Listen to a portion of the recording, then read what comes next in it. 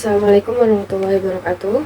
Saya Nahdlatul Fiana dari Prodi Tadris Bahasa Inggris semester 4. Di sini saya akan menjelaskan tentang perkembangan emosi dan sosial di masa kanak-kanak awal. Poin pertama yaitu ada hubungan sebaya. Yang satu, ada kemajuan dalam pergaulan sebaya.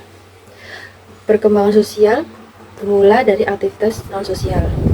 Perkembangan sosial berjalan dalam tiga urutan langkah, yaitu yang pertama perkembangan sosial, aktivitas non-sosial, lalu kemudian ia pindah ke permainan paralel, pinjam-minjam barang atau mengomentari perilaku sesuatu sesama lain, terakhir dalam permainan kooperatif, seperti memainkan sebuah tema bohongan.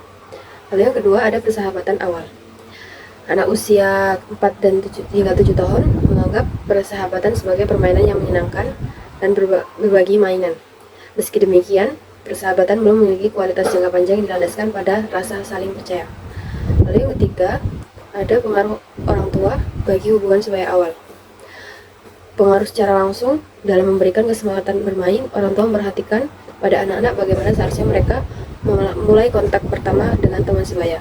Lalu ada perannya secara tidak langsung, kemelekatan aman pada orang tua berhubungan dengan interaksi sebaya yang lebih tanggap dan harmonis, jejaring pertemanan yang lebih luas dan lebih akrab. Lalu poin kedua ada landasan moralitas. Ada beberapa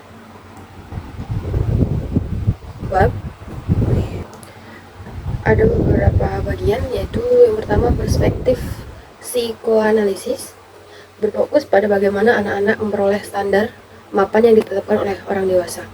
Berbeda dari klaim Freud, disiplin yang didasarkan pada rasa takut akan hukuman dan kehilangan kasih sayang terhadap orang tua tidak mendorong perkembangan nurani. Justru disiplin induksi jauh lebih baik dalam penumbuhan pengendalian diri dan perilaku prososial.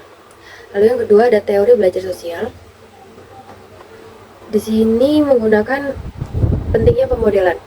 Anak-anak belajar melakukan tindak bermoral sebagian besar melalui pemodelan, mengamati dan mendengarkan orang-orang yang memperlihatkan perilaku yang pantas. Orang tua yang hangat, tegas, dan mengenalkan perkataannya sendiri telah memberikan model moralitas yang efektif. Lalu ada dampak kekerasan. Seringnya pemberian hukuman hanya memicu kepatuhan langsung ketimbang perubahan perilaku yang bertahan lama. Misalnya orang tua sering memukul, menghina, dan meneriakinya akan lebih segera setelah mereka tidak ada, biasanya mengulangi perilaku buruknya. Lalu yang ketiga ada perspektif perkembangan kognitif. Perkembangan kognitif menganggap anak-anak sebagai pemikir aktif mengenai aturan sosial. Sejak awal masa prasekolah, anak-anak membuat perbandingan, pertimbangan moral, memutuskan mana yang benar atau salah, dan dapat membedakan kejujuran dan kebohongan. Yang ketiga ada penipuan gender. Yang bagian pertama yaitu keyakinan dan perilaku stereotip gender. Anak-anak prasekolah mengaitkan mainan, unsur pakaian, perkakas, peralatan rumah tangga, pekerjaan, warna, dan perilaku dengan jenis kelamin. Tindakan mereka mencerminkan keyakinan mereka tidak hanya dalam pilihan permainan, tetapi juga watak kepribadian. Seperti telah kita lihat, anak laki-laki cenderung lebih aktif, impulsif, tegas, dan agresif secara fisik. Anak perempuan condong lebih takut, bergantung, peka, selalu mengalah, cakap dalam upaya sungguh-sungguh. Lalu bagian kedua, pengaruh genetis pada penyimpanan gender. Menurut perspektif evolusi kehidupan dewasa nenek moyang laki-laki, kita sebagian besar berorientasi pada pencarian pasangan, sedangkan nenek moyang perempuan kita pada pengasuhan anak. Maka dari itu, lelaki secara genetis lebih condong pada dominasi, sementara perempuan pada kebijaksanaan, ketanggapan, dan kemauan untuk bekerja sama. Lalu bagian ketiga, pengaruh lingkungan pada penyimpanan gender. Banyak sekali bukti menguatkan bahwa kekuatan lingkungan di rumah, sekolah, dan komunitas memicu pengaruh genetis, menumbuhkan penipuan gender yang kuat selama masa kanak-kanak awal. Pengaruh lingkungan itu bisa dari orang tua, guru, teman sebaya, dan lingkungan luas. Yang keempat, identitas gender. Seperti halnya orang dewasa, masing-masing dari kita memiliki sebuah identitas gender, gambaran diri yang memiliki sifat maskulin atau feminim. Seorang anak atau orang dewasa dengan identitas maskulin memiliki skor tinggi pada sifat-sifat maskulin tradisional dan memiliki skor rendah pada sifat-sifat feminim tradisional. Yang selanjutnya, mengurangi stereotip gender pada anak kecil. Setelah anak-anak mengetahui banyak sekali ragam stereotip gender dalam masyarakat mereka, orang tua dan guru dapat menyebutkan perkecualian.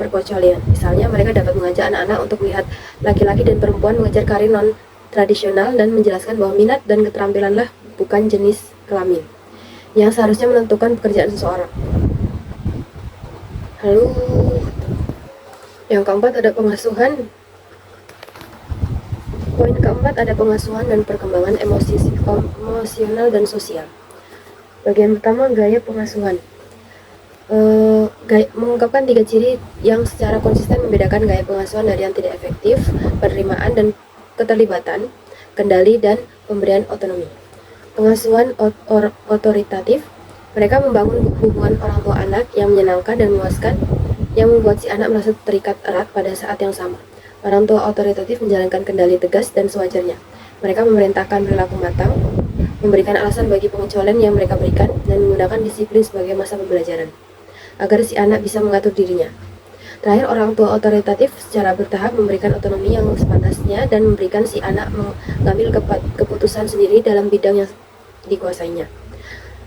Bagian 2, pengasuhan otoritarian. Orang tua otoritarian terlihat dingin dan menolak untuk menjalankan kendali. Mereka bertindak, memerintah, mengkritik, dan mengancam. Mereka mengambil keputusan untuk anak mereka dan bersikap si anak menerima perkataan mereka tanpa boleh bertanya. Bila si anak menolak, orang tua otoritarian menggunakan paksaan dan hukuman. Lalu ada pengasuhan permisif. Gaya pengasuhan permisif sifatnya hangat dan menerima tetapi tidak acuh. Orang tua permisif tidak terlalu longgar atau kurang memberikan perhatian, dan karenanya tidak banyak memberikan pengawasan. Alih-alih memberikan otonomi, mereka membiarkan anak-anak mereka mengambil keputusan sendiri di usia ketika mereka sendiri belum mampu melakukan itu. Lalu bagian kedua ada kekerasan pada anak. Di sini ada beberapa kekerasan seperti kekerasan fisik, kekerasan seksual,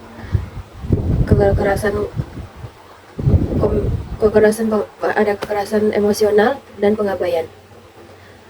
Lalu